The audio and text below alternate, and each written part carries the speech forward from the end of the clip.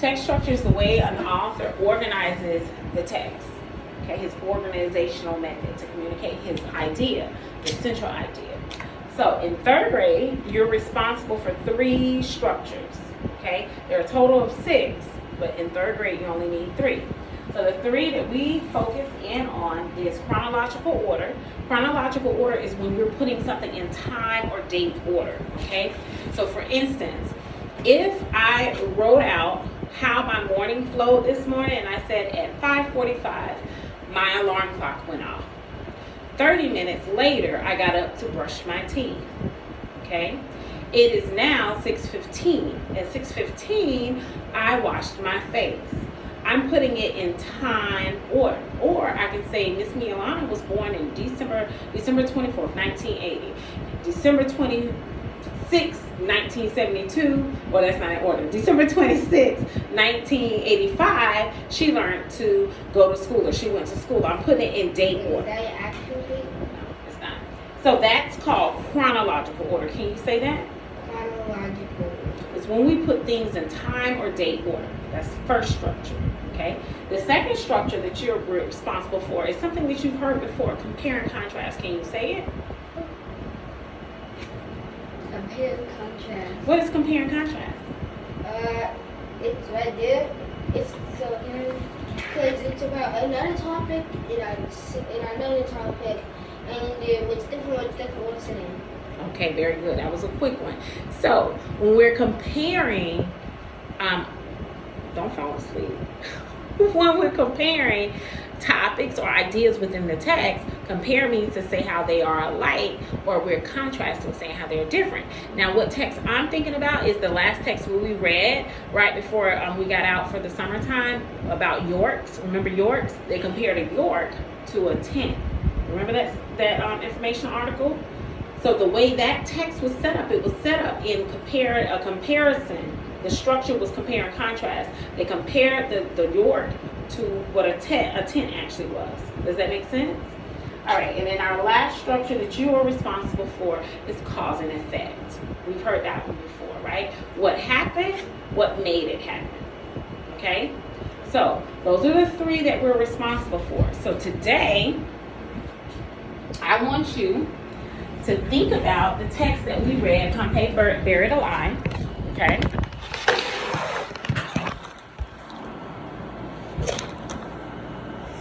Pompey Buried Alive. Okay. We have our 3 structures here: chronological order, compare and contrast, and cause and effect. Thinking about this text, I want you to put a check mark under the structure that you think the author used to organize this text. Was it chronological order, compare and contrast, or cause and effect?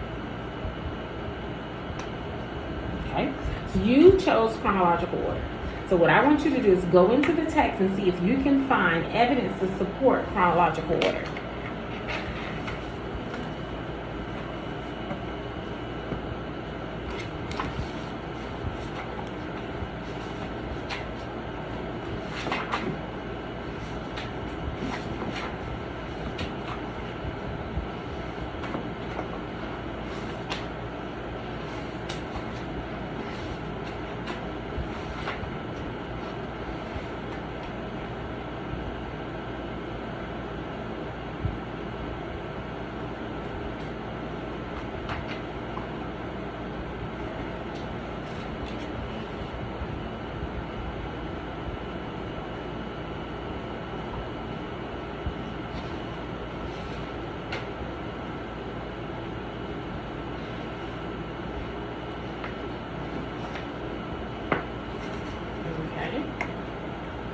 So what do you notice here?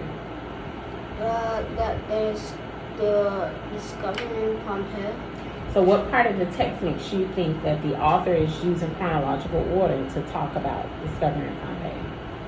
They could see how many people were going to go. Okay. Now, I didn't go over signal words with you, but that is a signal word that we can use. But when we think about the overall text structure, we're thinking about what structure is the author using in order to convey this message, okay? And so when we think about that text structure, we have to think about the central idea. What was this text mainly about? Pompeii. What about Pompeii? How it was buried alive by a volcano. Okay. So, very good. So, a town, or the city, I think it was the city. The city It was a town and a city. of Pompeii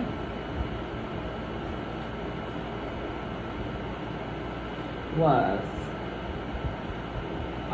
is it just the city? Who else? That's the only thing that was buried alive. Mostly the hotel island. So just the island.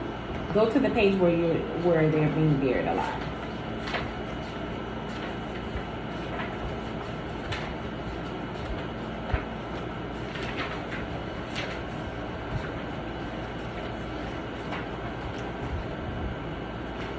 Okay. So what do we notice on in the illustrations? It's covering all the trees, the houses, some people, So is it just the city, or is the city and the people. very good?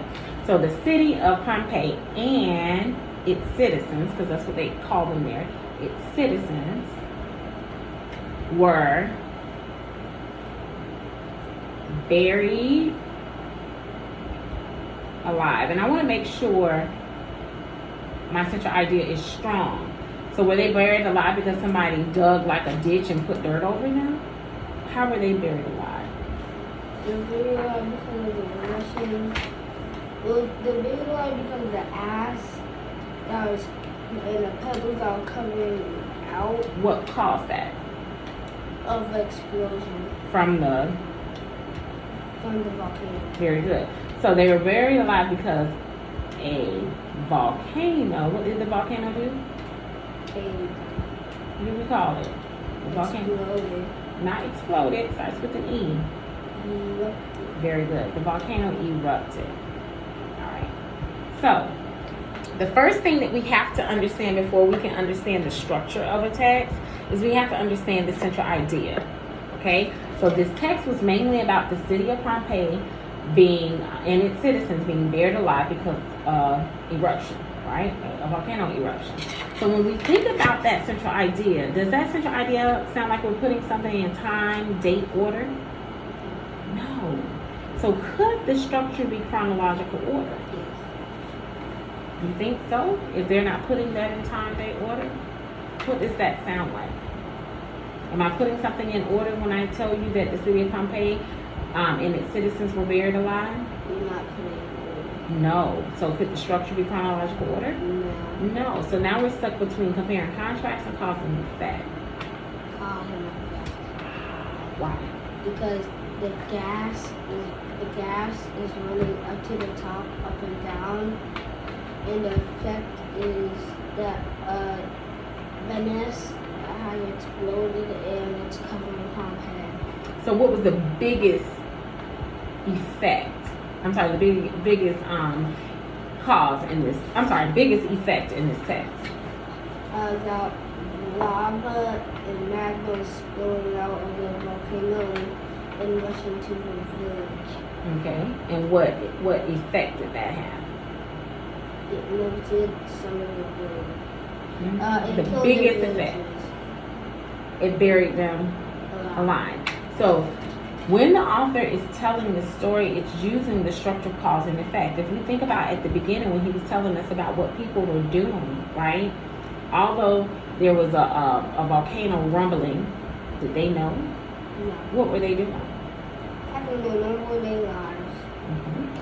So he uses cause and effect in order to convey this story. So the text structure would be cause and effect, and it would read just like this. Okay? Does that make sense?